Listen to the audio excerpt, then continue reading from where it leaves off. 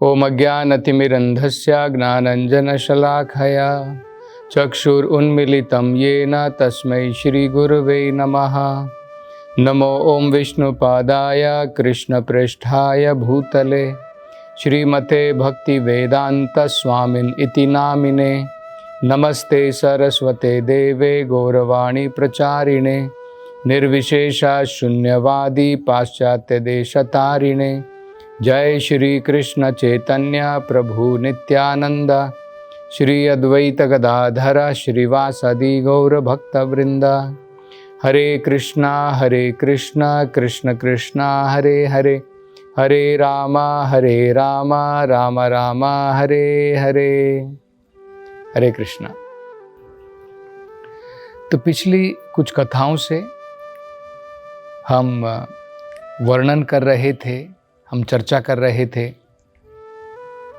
ये महान शौनक आदि ऋषि सूत गोस्वामी से नैमिषारण्य में उन्होंने 6 बड़े महत्वपूर्ण प्रश्न किए, जिनमें से एक प्रश्न उन्होंने किया था कि मनुष्य जीवन में हमारी अंतिम भलाई, हमारा एकांत श्रेय वो क्या होना चाहिए।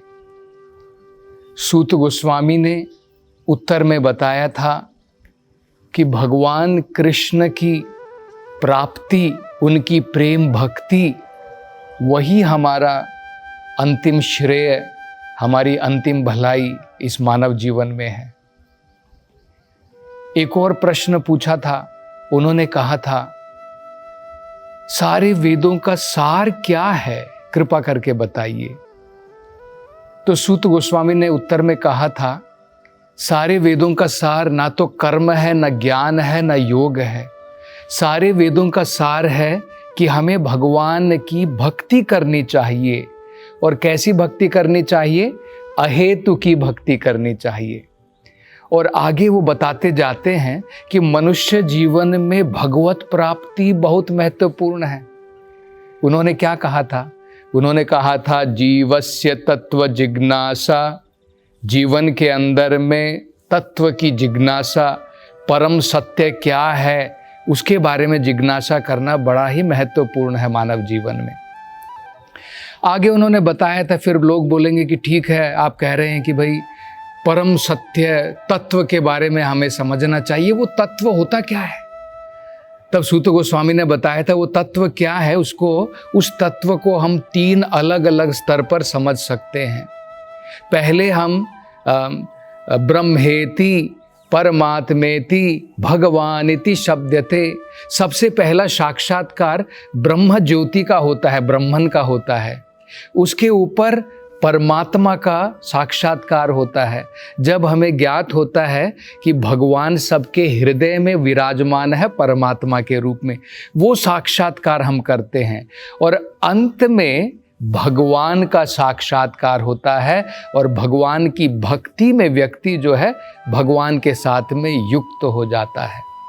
तो ये उन्होंने जो है बड़ी सुंदर इस प्रकार से वर्णन करके सूत गोस्वामी बता रहे थे। अब ये हमें समझना है, आगे सूत गोस्वामी कहते हैं कि उस तत्व को उनके दर्शन करने के लिए, भगवान के दर्शन करने के लिए हमें किस प्रकार की योग्यता की जरूरत पड़ती है। योग्यता बड़ी ही महत्वपूर्ण है। हम अपने जीवन के अंदर में उदाहरण देख सकते हैं। एक मान लीजिए एक गाड़ी है या एक मशीन है, वो मशीन खराब हो जाती है तो हम जो है अनेकों प्रकार के प्रयास करते हैं, क्योंकि हमें उसके बारे में ज्ञान नहीं है। हम अनेकों प्रयास करते हैं लेकिन वो मशीन जो है स्टार्ट नहीं होती है, शुरू नहीं होती है दोबारा। लेकिन जो मैकेनिक होता है वो तुरंत वहाँ पर आता है, वो देखता है उसके अंदर में क्या प्रॉब्लम है और तुरंत जो है कुछ करता है और वो मशीन दोबारा जो है स्टार्ट हो जाती है। तो हमारे देखने में और मैकेनिक के देखने में बहुत अंतर है। वो किससे देख रहा है? योग्यता से देख रहा है। हम बिना योग्यता से देख रहे हैं। तो अगर एक मशीन के लिए योग्यता की जरूरत पड़ती है तो क्या तत्व दर्शन के लिए, भगवान के दर्शन के लिए, क्या उसके लिए योग्यता की जरूरत नहीं है? तो अब सूत गोस्वामी बताते हैं कि भगवान की भक्ति हम करते हैं, बढ़िया बात है, लेकिन क्या योग्यता होनी चाहिए उसके लिए? तो कहते हैं तत्श्रद्धान मुनयो ज्ञान वैराग्य युक्तया पश्यन्ति आत्मनि चात्मानं भक्त्या श्रुतग्रहीतया। वो कह रहे हैं सबसे महत्वपूर्ण योग्यता है भगवान के प्रति आतुरता, भगवान के दर्शन करने की लालसा। इसे कहते हैं श्रद्धानस्य। श्रद्धा के साथ में हम भगवान के दर्शन करना चाहते हैं, भगवान के लिए अत्यंत आतुर हैं। तब हमारे मन में विचार आ सकता है कि अगर इतनी सी योग्यता है तो मैं भी बड़ा आतुर हूँ भगवान की प्राप्ति के लिए। तो उसके बारे में रूप गोस्वामी वो कहते हैं कि जन्म कोटि सुकृति न लभ्यते। ये आतुरता, ये लालसा भगवान को प्राप्त करने की कोटि जन्म में अगर हमने तपस्या की हो तब भी प्राप्त नहीं होती है। इतनी सरल नहीं है भगवान की तरफ आतुरता। भौतिकतावाद की तरफ आतुरता अपने आप आ जाती है, लेकिन भगवान की तरफ आतुरता, भगवान की तरफ लालसा इतनी आसान नहीं है। तो कैसे आती है? भक्तों के संग करने से। तत्श्रद्धान मुनयो ज्ञान वैराग्य युक्तया। और अगर हमारे अंदर में, मन के अंदर में ये आतुरता आ गई तो ज्ञान और वैराग्य भी आ जाएगा। वो भी बड़ा महत्वपूर्ण। भगवान के दर्शन अगर हमें करने हैं तो ज्ञान भी चाहिए, वैराग्य भी चाहिए। तो आतुरता हमें लानी है, लालसा वो पैदा करनी है। और वो कहां से आएगी? भक्तों के संग करने से आएगी। तत्श्रद्धान मुनयो ज्ञान वैराग्य युक्तया पश्यन्ति। दर्शन होंगे, भगवान के दर्शन होंगे। कैसे दर्शन होंगे? भक्तों के संग में श्रुतग्रहीतया। जब भगवान के बारे में हम श्रवण करेंगे, भगवान की भागवत कथाओं का, कृष्ण कथा का श्रवण करेंगे, तब पश्यन्ति, भगवान के दर्शन होंगे। तो बड़ा सुंदर सूत गोस्वामी कहते हैं। आगे कहते हैं सूत गोस्वामी, इसलिए मानव समाज को 4 विभागों में बांटा गया है। किस लिए बांटा गया है? ताकि हम अपने अपने कर्म करके धीरे धीरे भगवान की तरफ लालसा, भगवान की तरफ आतुरता अपने जीवन के अंदर में पैदा कर सके। वो क्या कहते हैं? अतः पुंभीर द्विजा श्रेष्ठा वर्णाश्रम विभागशः स्वनुष्ठिस्तस्य धर्मस्य संसिद्धिर हरितोषणम।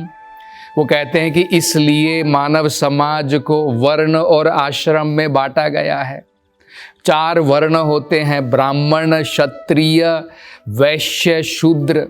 4 आश्रम होते हैं, ब्रह्मचर्य, गृहस्थ, वानप्रस्थ और संन्यास। तो ये जो 8 हो गए, 4 और 4, ये मिलकर के जब अपने जो कार्य करते हैं, जैसे ब्राह्मण अपने ब्राह्मण का कर्म करता है, ब्रह्मचारी अपने ब्रह्मचार्य का पालन करता है, गृहस्थ अपने गृहस्थ जीवन का पालन करता है, उन सब कार्यों के द्वारा उसे क्या करना है? ये देखना है कि भाई मेरे कार्यों के द्वारा समसिद्धिम हरितोषणम, क्या भगवान की संतुष्टि है उसमें? उस कार्य को हमें करना चाहिए जिसके करने से भगवान की संतुष्टि होगी। और उससे क्या होगा? चाहे मैं ब्रह्मचारी हूँ, चाहे मैं गृहस्थ हूँ, चाहे मैं क्षत्रिय हूँ, चाहे ब्राह्मण हूँ, हमारी आतुरता भगवान के प्रति बढ़ेगी, हमारी लालसा भगवान के प्रति बढ़ेगी। तो ये बताते हैं सूत गोस्वामी, इसलिए समाज को वर्ण और आश्रम में जो है बांटा गया है। आगे इसका कंक्लूजन देते हुए वो कहते हैं, इसका सार देते हुए कहते हैं, तस्मादेकेन मनसा भगवान सात्वतां पतिः श्रोतव्य कीर्तितव्यश्च ध्येयः पूज्यश्च नित्यदा। वो कहते हैं इसलिए मनुष्य को चाहिए तस्माद एकेन मनसा, मन को एक दिशा में ला करके, तस्माद एकेन मनसा भगवान सात्वताम पति, वो भगवान जो अपने भक्तों का रखवाला है, जो उनकी रक्षा करता है, उनके प्रति हमें क्या करना चाहिए? तस्माद एकेन मनसा भगवान सात्वताम पति ही श्रोतव्यः, भगवान के बारे में सुनना चाहिए। कीर्तितव्यः, भगवान के गुणगान गाने चाहिए। जो हमने सुना है वो हमें लोगों को सुनाना चाहिए। ध्येयः, भगवान के बारे में विचार करना चाहिए, ध्यान करना चाहिए। पूज्यः, और भगवान की जो है उपासना करनी चाहिए। कब करनी चाहिए? नित्यदा, हमेशा हमें ये प्रयास करना चाहिए। तो ये मानव जीवन का सार होता है। और आगे वो कहते हैं यद अनुध्यासिन युक्ताः कर्म ग्रंथि निबंधनम छिंदन्ति कोविदस्तस्य को न कुर्यात् कथा रतिम।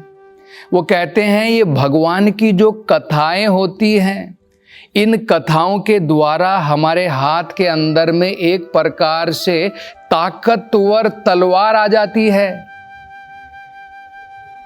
यद अनुध्यासिना, अनु का मतलब होता है जब हम, जैसे महान जनों ने भगवान की भक्ति करी है, उनके चरण कमलों की, उन जिन कदमों के द्वारा वो चले हैं, उनका अनुसरण अगर हम लोग करें, उनके पीछे पीछे अगर हम लोग जाएंगे, और क्या करना है उससे? अनुध्यासिना, भगवान का ध्यान। भगवान का ध्यान कहाँ से लगेगा? जब भगवान की कथाएं हम सुनेंगे तो हमेशा भगवान के ऊपर ध्यान रहेगा। तो उससे क्या होगा? यद अनुध्यासीन युक्ताः, ये जो भगवान का ध्यान है ये आसीना है। आसीन का मतलब होता है तलवार है, ताकतवर तलवार है। इसके साथ में युक्त होकर के हम क्या कर सकते हैं? कर्म ग्रंथि निबंधनम, तलवार से हम क्या करते हैं? हम किसी चीज को काट सकते हैं। तो हमें किसी की गर्दन नहीं काटनी है तलवार के द्वारा।